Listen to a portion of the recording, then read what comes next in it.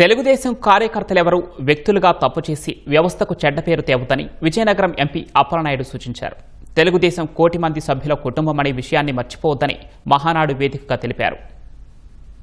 నిన్ననే మన గౌరవ పార్టీ అధ్యక్షులు జాతీయ అధ్యక్షులు చెప్పారు, ఒక సిగ్నల్స్ క్రాస్ చేస్తే ఎంత బోధర్థంలో చూపిస్తున్నారో మనం కూడా మన లైఫ్లో ప్రతి విషయంలో కూడా గుర్తుపెట్టుకోవాలి. ఈరోజు ఒక అప్పలనాయుడు గారిని తెలుగుదేశం పార్టీ కార్యకర్తగా ఎంపీగా ఉండక ముందు ఒక కలిసేటి అప్పలనాయుడిని ఒక వ్యక్తికో ఒక కుటుంబానికో ఒక ప్రాంతానికి పరిమితం అవుతాం.